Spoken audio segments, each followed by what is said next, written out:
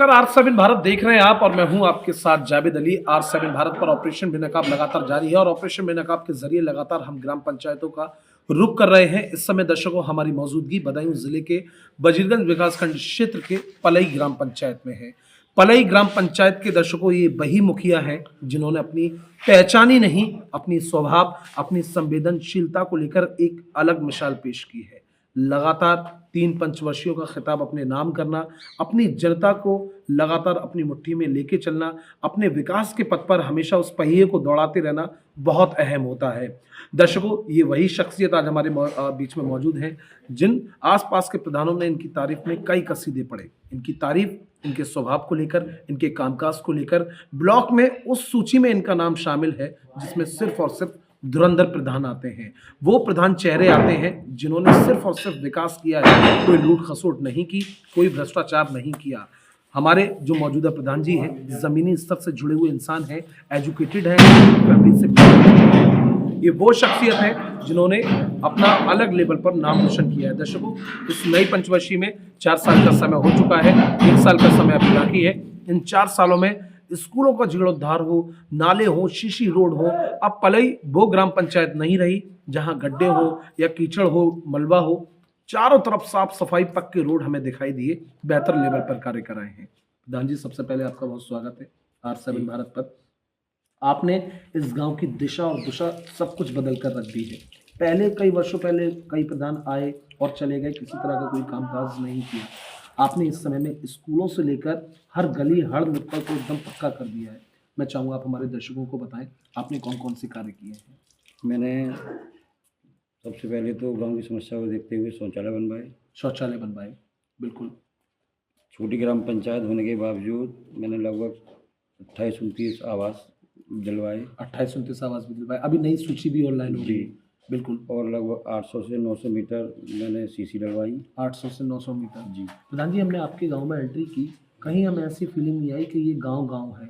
साफ सफाई भी दिखी, पक्के रोड भी दिखे और लोग आपकी तारीफ करते हुए नजर आए। उन्होंने कहा कि पहले के कोई प्रधानों ने ना उनकी पेंशनें लगवाई, ना कोई ऐसे कार्य किए। आप जैसे ही आपने अपनी चाबी संभाली, सत्ता की सीट संभाली, आपने उन्हें पेंशन भी दिलवाई, आवास भी दिए। मोस्टली सबसे ज़्यादा ज़रूरी होता है इसमें अनुभव होना। बिल्कुल बिल्कुल, कायदे की बात। विकास कार्य का अनुभव जब ही हो सकता है जब प्रधान 1-2 बार रह लेता है। 1-2 बार रह लेता है। बिल्कुल। पहले ही समझ नहीं आता कि कहाँ से योजना लानी है, कौन सा काम कराना है। जी। स्वयं आया सिस्टम, तो अब विकास कार्य आप देख रहे हैं। बिल्कुल बिल्कुल, हमने चाहे पंचायत भवन हो, उसका निर्माण कराया। ब्लॉक भईज में सबसे बृहद गौशाला आप देख रहे होंगे, साफ सफाई से लेकर बिल्कुल सबसे बढ़िया बृहद गौशाला बनवाई है। बिल्कुल।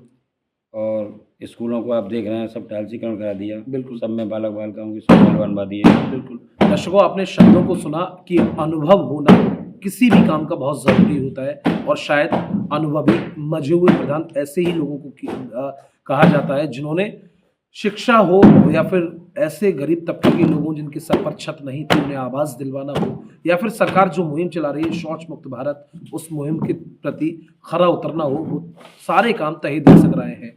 सर, एक और जानकारी आपके बारे में बेहद अच्छी मिली थी कि आप किसी तरह का कोई पक्षपात, कोई भेदभाव नहीं करते। आप हर वर्ग को एक साथ लेकर चलते हैं, हर वर्ग के साथ खड़े रहते हैं। काफ़ी लोगों के ऐसी सूची में नाम थे जो बिल्कुल विपक्ष के लोग थे। जी। लोगों ने कहा इनके आवास कटवा दो या इन्हें हटवा दो नाम। मैंने कहा नहीं, जो सरकारी लाभ मिल रहा है वो सबको मिलना चाहिए। गरीब है तो गरीबों का हक जब सरकार दे रही है, बिल्कुल, तो हम उसे क्यों हटाएं। बिल्कुल नहीं मानना चाहिए।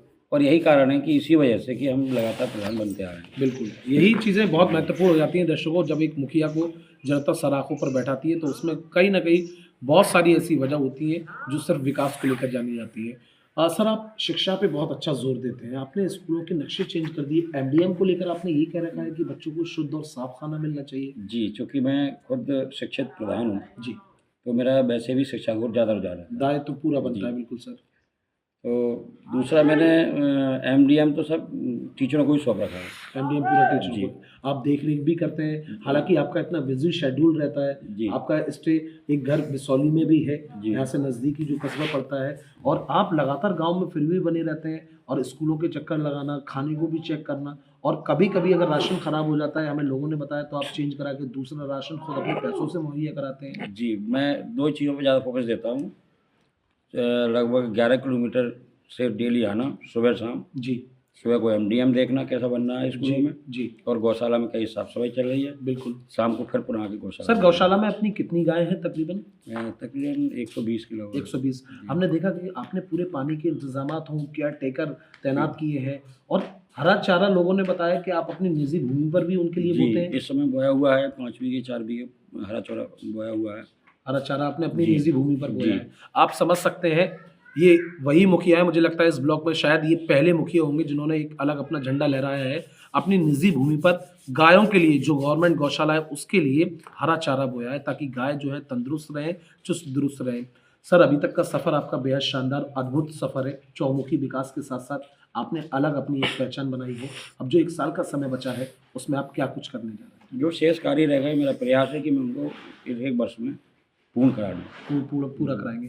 जनता ने तो ठान रखा है कि जब तक जनता है तब तक आप ही को मुखिया जनता देखना चाहती है। नहीं, अब वो सब बात की बातें हैं। लेकिन आपके प्रति जनता के दिल में बहुत मोहब्बत है सर। हमने हाँ, खुद जाना इस लेकिन चीज़ को। मैं लोगों से जुड़ा रहता हूँ।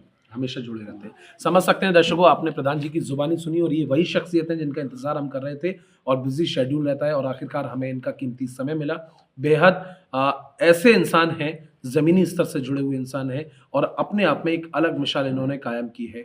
अगला ऑपरेशन बेनकाब ठीक इसी तरह की हस्ती को लेकर आपके बीच हाजिर होंगे। कैमरामैन शिवम के साथ मैं जावेद अली, R7 भारत।